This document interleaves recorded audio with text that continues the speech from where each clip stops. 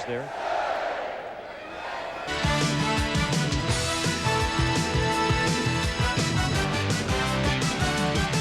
Everyone, 64 to the Sweet 16. John Saunders with Digger Phelps and Dick Vitale. We will hear plenty from these gentlemen in just a moment. We will break down all of the day's action as we get down to just one of these late games because it's been nip and tuck back and forth, and right now Minnesota leads at 51-49. Vashawn Leonard has 17 points there. Michigan State could not hold off Duke. 84-75 is the final there. Grant Hill comes in with 27 points. The ACC with a couple of squads in the Sweet 16 for the 15th straight year. It's Duke and Maryland. It is not North Carolina, and we will have more on that later. Duke, 8 of their last 9 years they've gone to the Sweet 16. In the Midwest, Georgetown, it was tight in the first half, but Arkansas has blown it wide open in the second half and goes on to the victory, 85-73. Corliss Williamson finishing with 21 points in that one. We'll get back to those games in just a moment. But the first game of the day in the East in Landover, Maryland, this one was a battle of a couple of great coaches. Bob Knight and John Chaney as Indiana went up against Temple, the number 5 seed against the number 4 seed. Eddie Jones had problems early going down the lane. Wilkerson ahead to Brian Evans. Little spin move here, then off the glass. Temple had trouble shooting all day. John Chaney thought there was a foul. He picked up a technical. Brian Evans knocks down a three-pointer. The Hoosiers shooting 50% from three-point range. The Owls coming back with defense. Rick Brunson comes up with the steal. Goes in what he thinks is an easy lay-in, but Steve Hart comes back, fights his way back and gets the block. Brunson again with a steal. 6-0 run to end the first half. The Owls within 2. Scary moment, though. Watch Wilkerson, the guy who's shadowed here. Watch his left leg. It just bows right there. Snaps as he plants it down. The freshman breaking his leg. And obviously a concern for him and his family. I'm not sure how severe the break is. Alan Henderson with the rejection on McKee. In the chase for the loose ball, Damon Bailey just shields him out there, and Evans gets the lay-in. And Jones tried to keep the Owls close. Explosive move and the big jam, 24 points. The Hoosiers too tough both inside and out. Henderson offensive board. Out to Todd Leary. He knocks down a 3. And John Chaney saying goodbye to Jones and to Bobby Knight. A lot of affection on the sidelines, and it was a great game to watch. 67-58 was the final as Brian Evans comes in with 18 points. Bobby Knight, 40th NCAA victory, just the 3rd coach to reach that. John Wooden, of course, and Dean Smith are the other 2. Now, when you look at Temple, they struggled from the field. Here is a team that usually looks to 3 guys to stroke this and knock it down, but 33% from the field, 29% three-point range, and from the free throw stripe, 8 of 18. That simply did them in. And Bobby Knight talked about his team's three-point shooting. This is a zone to beat you, not to protect anybody. And consequently, right from the first moment, we started talking about shooting threes and getting open to shoot threes and getting into a position where we've got good shooters. Let's take advantage of it because we are not going to get a hell of a lot inside. I just wish that these 2 guys could be with me for the rest of my life. They're 2 warriors. I think they've left a legacy here, and they've left a spirit in our school that that will certainly last for a long, long time. I appreciate kids that just went after each other and played the hell out of each other and patted each other on the ass when the game was over. I mean, that's what this should be all about. Yes, certainly, and you love to see that emotion on the sideline, the affection that the coaches have for the players. But between the lines, what was the difference in the game? I thought Bob Knight had an excellent defensive game plan when he decided to shut down Temple's threes, put them in a position where 2 guys are running at the perimeter game because Temple has no inside game, but then he does the opposite. Watch how they do an excellent job. Damon Bailey right now looking to drive the ball, but watch the floor plan. When he penetrates, Temple defense comes up. Henderson cleans out as Evans goes to the corner, and this opens it up for one of the many threes. They shoot 50%, 10 for 20, shooting threes today. Here's one of the 4 that Evans makes. Now, come down the other end. Same thing, good reversals. Moving the ball against the zone, very strong. Now watch the pass back because the defense comes out following the ball. Bailey again, right back into the play where, bang, Graham. He's going to get the three-point shot. And when you take a look at Indiana, they did an excellent job of floor spacing, making sure that they moved the ball, but the drive penetration at the next defensive player of Temple's matchup zone forced the shot. The threes were there, 10 for 20 for Indiana. Complete opposite game plan of the shooting. Digger, that's what we talked about the other day. We broke down and we tried to analyze the matchup, and we felt that Indiana would be the team that could create a real monster problem for the matchup because of their shooters, guys that can knock down the open three, and the general really adjusted to that situation, had his club ready to step into the gaps. But I thought what was really interesting, getting away from just winning and losing, the love and the genuine sincerity that John Chaney has for his players. My friends, you saw some genuine love there between John and his senior players. And as Bobby Knight said, that is what we talk about in the world of college athletics. Compete, play hard. And I'll tell you something else that bothers me, John, that the committee had to put these two giants head-to-head so early in the tournament, just like the matchup Arkansas and Georgetown. I don't think those things just come out of a computer. I think people sit there and analyze it. Oh, wow, John Chaney against Bobby Knight. One's going out quickly, baby. That's sad that they had to play that early. You're right. I don't think anybody would have been upset if they had met in Charlotte a little bit further on down the line. When we come back, we'll continue with our look in the East. This was a physical game, but it was a great one between Boston College and North Carolina. Big battle in the middle going on. Just ask Billy Curley. We'll have that and more when we come back.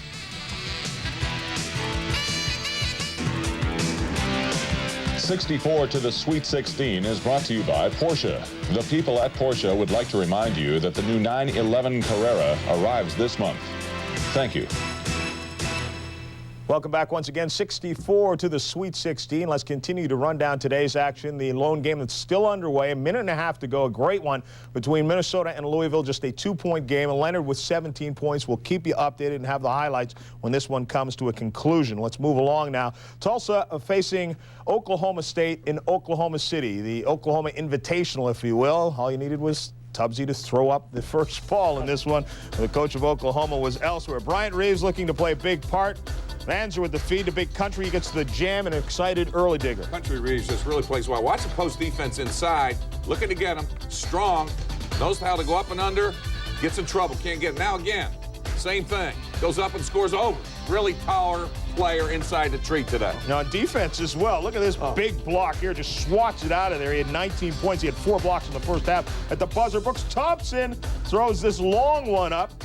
Cowboys were up 11 over Tubby Smith at halftime, but Alvin Williamson penetrates here off the glass for 2. He had 20 points. Then Gary Collier knocks down a 3. Tulsa on a 15-6 run. Bryant Reeves again goes up.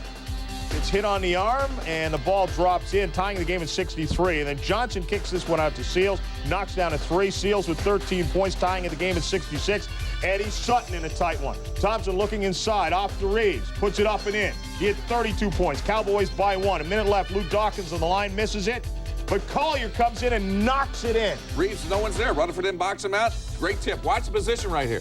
Collier, Reeves. Reeves ready to rebound. Collier sneaks right over the top. Not strong enough. Rutherford couldn't do it. Big basket for Tulsa. 12 seconds left. Collier finding Dawkins outside and knocks down a 3-pointer. That made it a 4-point lead and basically iced the game. 82-80 was the final. Gary Collier with 25 points. Tulsa is headed on to the Sweet 16, and let's take a look at one of the reasons why they are headed there. They met once before this year, and Oklahoma State won that game. Collier had 13 points. Today he had 25, and the 3-point shooting, 4 of 20, 12 of 22 this time around, and quite basically for Tulsa, it was a matter of you never know what you can pull off. You have to expect the impossible. You know, you have to expect what people don't, you know, I tell them when we get there, the first thing we put up on the board, expect your best effort. Expect the best out of yourself all the time. So and I think that's a realistic thing to do, and I think we can, I said from the beginning, I tell our players that we can be a national champion, so I really believe that. And obviously the players believe it as well, because here's a squad that comes in, knocks off UCLA, then knocks off Oklahoma State. Very impressive. They blitzed UCLA, absolutely blitzed them. Not that again. And Tubby Smith is one of the rising stars out of the Sweet 16, along with Kevin O'Neal. He was a protege, a second lieutenant for Rick Pitino at Kentucky. Now he's running his own show. And the big play of the game, John, was late in the game when Collier, watch right here, they set a screen. There's 24 ticks left on the clock. They set a screen. They're going to isolate Mr. Collier with the basketball. He's going to eventually dribble and penetrate and find the open man. Hey, the 5-second count. See, last year, this would have been a turnover, baby, but he could stay with the rock. He can handle the basketball. That's boring. Get rid of that rule. Now watch him right here, though. He takes advantage of it. Oh, yes. Look at the help. And look in the left corner. Right in the left corner, you barely can see. He's got his right hand up. He's pleading for the rock. Lou Dawkins says, get it to me, baby. Squares his body. It goes down. The biggest J in the history of Tulsa hoops. Celebration galore. I mean, I want to jump out of my seat. It was unbelievable. The Hurricane march on. Yeah, march on to face their old coach as well. You okay? Give me some decaf. No, he doesn't need it. You know what was interesting about this game? You know, Maryland plays at Massachusetts back in December, same time period that Oklahoma State played Tulsa. Maryland loses by double figures. They come back yesterday, beat Massachusetts when it counts. Take a look at Tulsa. Same setup, back in the same state. They come back and win today. This is the 5th straight year a 12th seed has made it to the Sweet 16. Yeah, it's been pretty amazing. And what didn't happen in the first round, we are seeing happening in the second round the last couple of days. We'll continue with more of the 64 to the Sweet 16 in just a moment. We'll get Dick a cup of decaf and come back. When we do, we'll look at the Georgetown Hoyas going up against #1 seed Arkansas. Let's quickly now update the score that is still underway. 21 seconds to go. Louisville has scored the last 6 points in this game, 58-55. Dwayne Morton with 25 points. Winner of this one is the final piece in the puzzle to the Sweet 16. Let's move back now to the Midwest. Georgetown Hoyas #9 seed. Arkansas Razorbacks #1 seed. And in some polls, the #1 team in the nation. Vitale did not like this matchup too early. He says Arkansas hoping they can avoid the upset, and Joey Brown lobbing it inside, but the ball goes in the hoop. It's a three-pointer. Darnell Robinson given the start. Look at the ball movement. Robinson jams this one down. Georgetown trying to pack things in down low. Look at all 5 blue jerseys coming in, but Othello Harrington commits the foul, and he was forced to sit with 2 early fouls. So they bring in Eric Miku, not in the center position, but at guard for defense. He knocks down a 3. Then Irvin Church with a 3 as well. Hoyas were up by 3. Stewart, the big guy, nailing him from outside. That's a 3. Alex Dillard, NBA range. Razorbacks have a 1-point lead. Now watch this play. Robert Churchwell going after the ball, tackles Clint McDaniel. Then the elbow by McDaniel. He gets up, and then the kick by McDaniel. Order was eventually restored. McDaniel was given a technical. Scotty Thurman and Don Reed were ejected from the game for leaving the benches. But McDaniel was not ejected, and this we'll talk more about later. Othello Harrington back in the second half, rejected, still scoreless. Then this turnover here. Roger Crawford comes up with a steal, drives in, goes over top of Joey Brown. Brown for the blocking foul. Razorbacks by 9. Corliss Williamson with the block on Othello Harrington. Then Williamson sticks his jumper. The lead was 13. Little icing on the cake. Stewart feeds Williamson. Corliss goes up, knocks this one down. 21 points, 6 rebounds, 4 blocks. Arkansas pulls away and wins by 12, 85-73, the final there. Corliss Williamson, 21 points. Arkansas, 4th Sweet 16, in the last 5 years. Now, let's talk a little bit about the altercation on the floor. We're going to take another look at it. Now, clearly, the foul was originally called on Robert Churchwell here, the personal foul going for the ball. It looks like McDaniel's momentum pulls him to the floor, and then that is where I feel McDaniel lost control a little bit. Digger, what do you think? Well, I think, you know, Timmy Higgins, he's caught in between both players. But I don't know where the other 2 officials are, because you obviously see the elbow, you obviously see the kick. Clint should have been thrown out. McDaniel should have been out of the game, which means he can't play against Tulsa. There's a 1-game ejection. You get in a fight, the rule states you don't play the next game, 1-game suspension. And I just don't understand why that didn't happen. The 2 guys who came off the bench, now to clarify things, can play in the next game because they were not kicked out for fighting, just for leaving the bench. John, they had to be ejected. The 2 that came onto the floor, as we talked about, the officials had no other choice but to eject Reed and Thurman. And in that deal, certainly Georgetown benefited from losing a guy like Scotty Thurman, a big-time scorer. But I feel definitely, I agree with Digger and agree with you, that Clint McDaniel, I mean, he flagrantly threw a kick, he threw an elbow, he should have been ejected from the basketball game, and not Churchwell. That is my feeling. Churchwell did nothing other than commit a foul and hug him in terms of a bear hug, but it was a kick It was the kick that I thought warranted the ejection. Yeah, no ejections from the two guys who were involved and started the altercation. And that was extremely strange, as you say, especially when a kick was thrown and an elbow as well. Let's take a look at the bracket now in the Midwest and move back to playing basketball. Arkansas goes against Tulsa, and in this one, Nolan Richardson goes up against the squad that he once coached at. Yeah, he goes against Tulsa and Tubby Smith. Arkansas, to me, you talk about a dynamite basketball team that had to really meet a big-time challenge today. Georgetown, who played brilliantly in their first win over Illinois, came out on fire in this game, and Arkansas responded. And what people don't realize, and that's why I voted Nolan Richardson my National Coach of the Year, this is a young basketball team. We're talking Souths when we talk guys like Williamson, Thurman and company, Darnell Robinson, a freshman. Just think, if these kids all stay together, I mean, that Bud Walton Arena is going to be rocking and rolling. And you know what? I just got word. Came on the phone during our break. The president let out a cheer, and he went against his alma mater. He cheered for Whoa, Big Suey, and he cheered for the Razorbacks. He went to Georgetown. He was cheering for Arkansas. Yeah, I just got the word. Don't let him say anything else. He'll be a politician. I heard in the White House, he jumped with jubilation. He hugged Hillary, and he said, we're getting ready to go to the Final Four and cheer on the Razorbacks. I guess being the governor outweighs where he went to school as well. Something like that. But anyhow. But you're not going to be like that when you're president in 2004, are you, Prez? Michigan has a matchup against Maryland. The key to Maryland yesterday, I thought, when you take a look at stats and who the key players are, Dwayne Simpkins took control of the game against Massachusetts. That was very important for him to have 20 points, being able to control Maryland's team. But an interesting matchup, Juwan Howard, who yesterday played to his best with the inside points needed for Michigan, the matchup against Joe Smith, who is as good as any big man in the country. This is going to be a key game. And scoring, Maryland's going to press.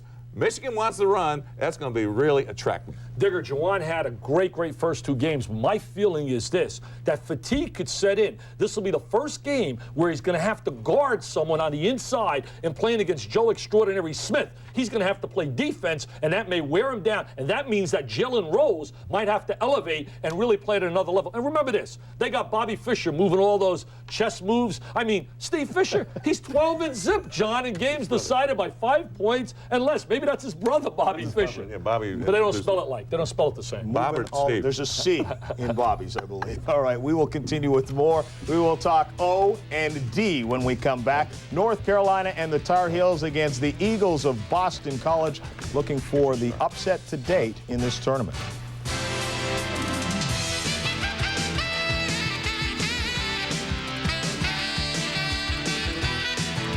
This time around, they have 3 reaching it, and that will put a silence to those people who have been knocking down the Big East. And Billy Curley says, quite simply, we knew we were going up against the #1 team in the nation, but you got to believe.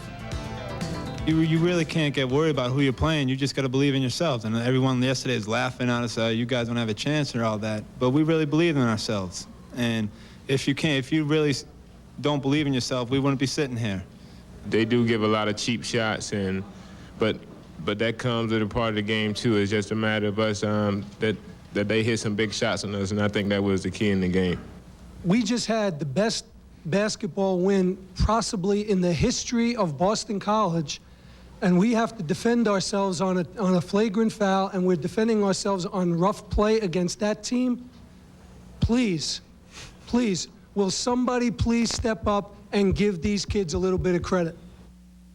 More than willing to do just that. And by the way, it's 4 months exactly to the day after Boston College knocked off #1 Notre Dame in football. Yeah, it was David Gordon stepped back and he kicked that field goal. So the bottom line is you don't want to play Boston College if you're Uno #1. It was jubilation galore when Gordon kicked the field goal and Lou Holtz and the Irish went down in their dream of winning a national title. And right now they're packing the bags at North Carolina. Expectations galore, the great recruiting class. But the bottom line, John, they were out-scrapped, out-hustled, especially early in the game, and then they got an emotional lift, as you mentioned, when Daniel Abrams had that flagrant foul. It gave them a boost, but at the end, it was the gutsy play of Boston College. And defensively, what a job they did here on the last possession. Take a look right here. There's Wallace posting up, but right there. Now watch Abram as he is going to come out right there, and he is going to shadow McGinnis, who they want to get the ball to. But it's Calabria. If Wallace looks opposite, look at 24. Calabria, a great shooter. You look opposite to the weak side. He can knock down the 3,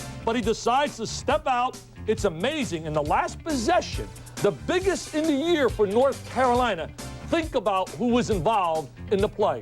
Two diaper dandies, McGinnis and Wallace. Amazing. I think it goes to show this year that you can have great talent, and you can have size, and you can have depth, and you can have all the ability in the world. But if you don't play consistently with emotion and passion and with feeling, you're not going to survive. And that has been a dilemma facing North Carolina all year, because everybody plays at another level when they see the Tar Heels. Everybody plays at another level for Indiana. And everybody plays at another level for his former school. When they had football, basketball, they see the jersey, the Golden Domas, and people rise. And you got to respond to that, John. That's what athletics is all about. But, you know, I also thought early in the game, when you take a look at North Carolina playing the zone, Boston College comes out and gets their confidence going early by shooting the threes. And the difference is Williams goes 1 for 12 today shooting against BC. Carolina's 4 for 17 against the threes. And then you take 12 for 33 shooting with the guard play of Boston College controlling it. But at the same time, I thought Billy Hurley just did an excellent job of challenging the three giants of North Carolina. And that was the difference with the inside play and the outside play. And they never lost their composure when Carolina made the run. Yeah, Billy Curley really, he took a lot of battling underneath. And by the way, on their bandwagon. Let's go Eagles. I'm on their bandwagon. Let's go Eagles. Let's go Eagles. Wasn't this the man who had Dean cutting down the necks again this year? Remember 3 weeks ago, he's doing an AC game. Yeah, you got a North Carolina game we're watching right there, and you're saying, Carolina, baby, all the way. I know, I did say that. Shame on me. I also said Kentucky Final Four. Jimmy the Greek, where are you when I need you, baby? And you got a scare with Louisville as well. All right, let's look at the brackets of the teams that are headed to Miami now. Boston College against Indiana. For those of you who thought that might be North Carolina and Temple, big surprise there. And Florida and Connecticut in the 2-3. Well, Danielle, I think he's got to really play his game. He's only had 19 points and 18 points in 2 games. I really think Jim Calhoun, when he played the defense against George Washington at the end, really smart play going to the 1-3-1 zone. He kept his team in it, but I think Danielle Marshall can do the job against Florida. I just don't think Florida can guard him inside as well as have the defense to control their offense. Survive and advance is the theory Jimmy Valvano used to always promote. And the bottom line, that is what Connecticut has done, and that's why they're in Orlando now at Disney World. Jimmy Calhoun's hitting the golf ball. They're having 3 days of fun in the sun, and then they'll go to Miami to take care of business against the Florida Gators. On the other side, we look at Indiana and Boston College. I have to believe that Indiana has to be excited about the challenge of playing Boston College versus North Carolina. I think Indiana is sitting pretty right now. Bobby Knight, to me, this year has had this club overachieve. This is not a super athletic club with the Calbert Cheneys and the Greg Grahams, but the bottom line is they play together, they have chemistry, and Damon Bailey makes the great little penetration into gaps, and Alan Henderson's been a star from day one. I like Indiana now, their chances. Yeah. Wait. I got to go for somebody. Carolina's gone.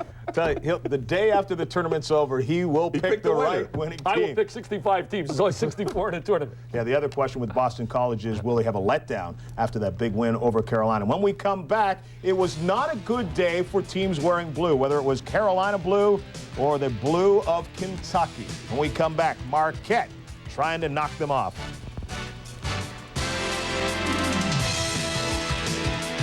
Just let me roll with you, baby. Point lead at halftime. Kentucky had to come out a little more intense in the second half and go to their weapon that's gotten them there. Tony Delk with a three-pointer. Delk again for 3. Delk one more time. He had 24. The only Wildcat, though, in double figures.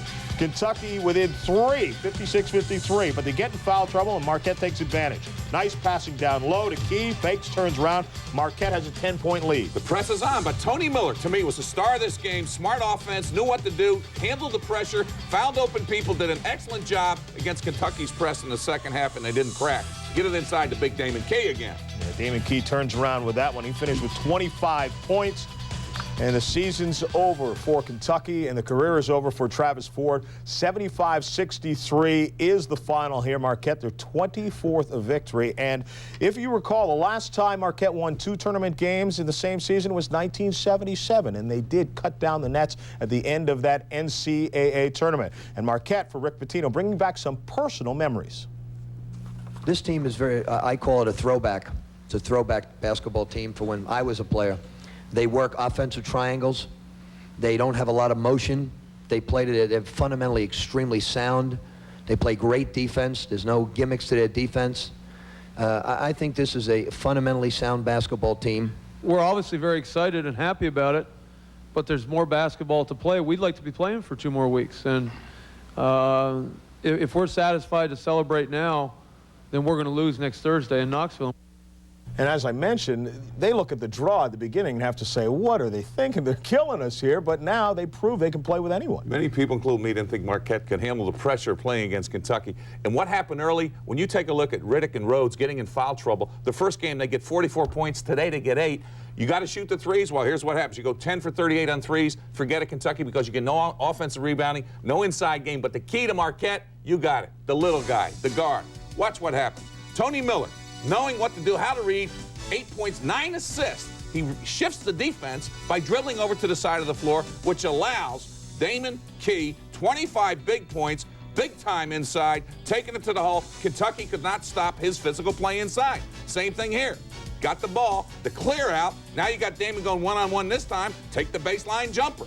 And when you have that type of play action, this is where Kentucky punished them inside, punished them outside. Tony Miller never pressured, cracked under the pressure, and I thought he was the difference of controlling. As Kentucky made that run, he handled the press, they got it inside, the physical game beat Kentucky. Kentucky had no inside offense, no offensive rebounds, foul trouble killed them, game's over. Now, it's interesting how the game has changed some over the years, and the three-pointer has been a big part of that. Now, it was good to Boston College, it was good to Indiana on today's day, but here's some other teams that really let fly with the three-pointers, and all of these 4 teams are on the outside looking in right now. Well, John, I really think that the three-point shot certainly is great for college basketball, but I firmly believe it's being utilized so much. I don't blame the coaches for using it because of the distance involved. I think the line has to be moved back a little bit, and that the Rules Committee will reevaluate its stature. Think about this right now. The game is becoming almost run to the three-point line and bombs away. 8 for 37. The game wasn't meant to be played that way. You go to clinics and coaches teach, design the high percentage shot, get the ball inside, move the basketball, cut, go to the goal. Now it's becoming nothing but stand still, shoot jumpers. I think it's got to be moved back to the international rule. Also, 3 coaches never in the Sweet 16,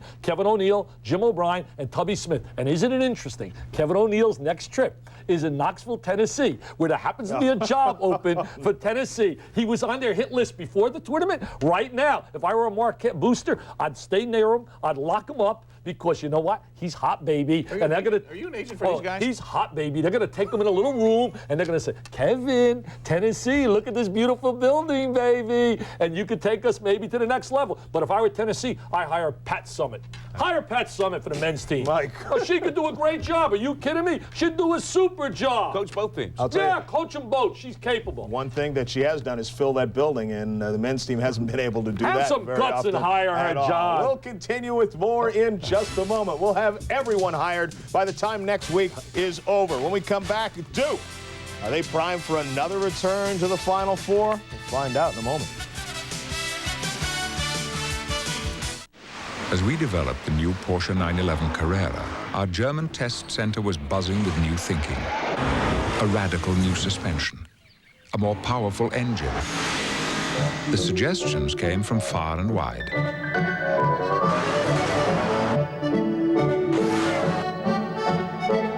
Of course, the new 911 is still available in red, black, and white, but... He will stay in the Southeast now, and Duke facing Michigan State. Duke trying to become just the second ACC team into the Sweet 16, and that would have been a shocker if there had only been one, and it was Maryland. Trying to shut down this man, Sean Respert. Well, he turns it over. Jeff Capel comes up with the steal to Grant Hill, and Grant can hit inside and outside. That's a three-pointer. Spartans having all kinds of trouble controlling the ball. Brooks loses it. Grant Hill gets it to Jeff Capel, and he throws this one down. Michigan State 15 turnovers in the first half. Respert having all kinds of trouble. He had 6 turnovers in the first half and 0 points. He loses it to Grant Hill this time. Hill had 14, and when he's all alone, you know you're going to get a little bit of showtime. Sean Respert having problems shooting it, so he passed the ball. Damon Bethea lays this one in. Michigan State down only 4 at halftime. Respert loses it again. Grant Hill feeds Antonio Lang this time, who's trailing on the play. He knocks it down. And then Hill and Lang hook up one more time. Hill, the long pass, and the dunk. Respert finally gets on track. You know you can't shut the guy down the entire game. Gets the feed from Snow, reverses this one, throws it in. He had 22 all in the second half. Antonio Lang with the jumper and the foul. He had 16. Duke advances to the Sweet 16. 84-75 is the final, as Grant Hill had 25 points and 7 assists in the contest. As I said, 0 points for Sean Respert in the first half. And I heard you this morning. You said that was the key for Duke. Shut him down and they would win. Well, John, the great game plan by Mike Krzyzewski defensively. He has a tremendous defender in Grant Hill, and they really executed their defensive game plan well. Respert was 0 for 1 in the first half, and Respert's a super guard. They did a great job putting help on Respert, and they did a tremendous job forcing him into turnovers. As we look at some of the keys right here. Watch Respert with the rock. He's going to try and drive the lane. There's the turnover created by Grant Hill. Now he goes the other way, a little Jam City reverse dunk. Now we're going to watch again another turnover. Capel comes up with it. You're going to watch who he's going to look for. He's going to kick it back out. He says, yes, sir, take it away, General Grant. Grant Hill knocks it down. I'll tell you, he was brilliant in the game, Grant, with 25 points, but it was not only his offensive firepower, his defensive ability. Mike Krzyzewski will tell you flat out. He said, I don't know if anybody will draft him number 1 up on top, but whoever doesn't draft him will regret it, a la Michael in 1984. And I couldn't echo that sentiment anymore. But Glenn Robinson is all world, and then after Glenn Robinson, we talk All-Americans, Grant Hill, and Donyell Marshall.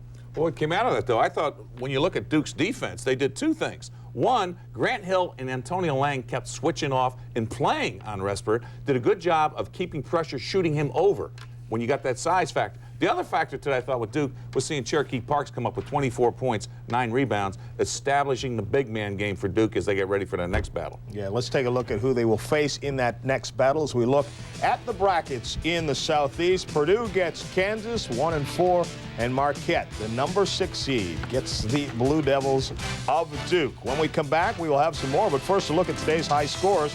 Bryant Reeves, Big Country with 32, and Khalid Reeves had 30. When we come back, we'll take a look at some of that 30 in a moment. Arizona with a battle against ACC Virginia.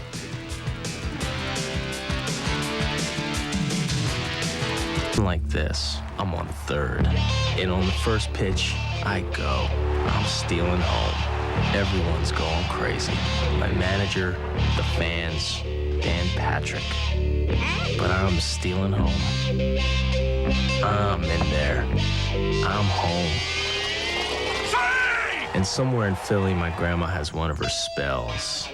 Yeah, that's my Sports Center highlight. If you want to see a fight with a little bit of everything and a lot of things you probably haven't seen in the squared circle before, Michael Bent and Herbie Hyde, WBO Heavyweight Championship. That one is coming up at 8 o'clock Eastern Time. The fight was yesterday, but you get a chance to see it, and it was a wild one.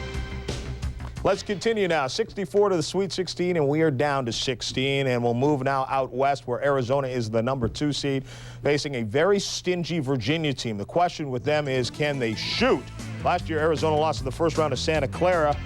This time around, though, trying to get into the Sweet 16. Junior Burrow couldn't miss anything early, Digger. Well, watch his power move inside. Very strong player.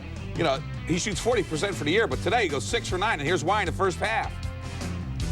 Arizona was down 8 points early, but Lute Olson was not too concerned. Why? Because he's got Damon Stoudemire and Khalid Reeves. This one goes up, falls, makes the shot. Stoudemire had 20 points. Khalid Reeves driving past Jason Williford. Arizona was up by 8. Arizona keeps coming. Harold Dean will miss. Joseph Blair with the rebound. Gets it down court to Reeves. He slams it down. 16-0 run. 33-26 halftime lead. If Jones in trouble, Virginia keeping it close, though. Harold Dean with the strip of Stoudemire takes the ball all the way in. This freshman has had a terrific year. Arizona's lead is down to 6, and Virginia keeps coming. Reeves with the miss. Cornell Parker will grab the board. Watch him pass behind his back to Jamal Robinson, who continues the dribble down to Burrow for the hoop. Burrow with 20 points. Virginia within 2, Dick. Yeah, Lute Olson knows one simple thing. He says, Khalid, don't worry about it. We're going to get you to rock, baby. And there goes Reeves. Takes it to the goal, gets up, scores again. He had a big, big day. Khalid's a great driver, good medium-range jumper. He had 30 big ones. Arizona too much. Stoudemire, nice pass to Ray Owes for the big dunk. Joseph Blair does his version of the dance. Joseph Blair, Rayos, Khalid Reeves, and Damon Stoudemire. 4 players did all the scoring for Arizona. Lute Olson says we're not a 2-man team. Well, maybe they're a 4-man team.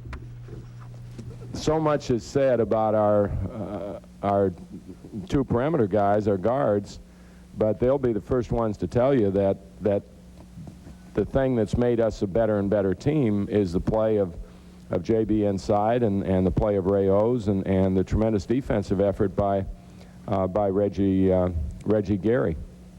So this is not there are 2 guys that score a lot of the points, but in terms of what it takes to win, I think it takes a lot more than just 2 guys scoring. He is right about that. However, the guards are the reason that they advance, because those guys are terrific. Well, that's the difference. Virginia goes today. They come out and shoot 9 for 28 shooting threes. And we said earlier this week, Arizona gets out of the box with a first-round win. Now they're going to the Sweet 16. The guards control the game against Loyola, 48 points. Today they have 50. Here's why. Take a look at how the penetration comes up right now. Stoudemire, very strong with a 3-point shot, knows how to score from that angle, and Khalid Reeves, not afraid to go to the basket. And this is why I think the inside play of Arizona is getting better and better. When one gets 20, the other gets 30, they combine for 50. Again, good back cut, not afraid to go to the basket. Virginia's frustrated. Now watch this. Go up, right hand, inside, outside. There's speed and quick.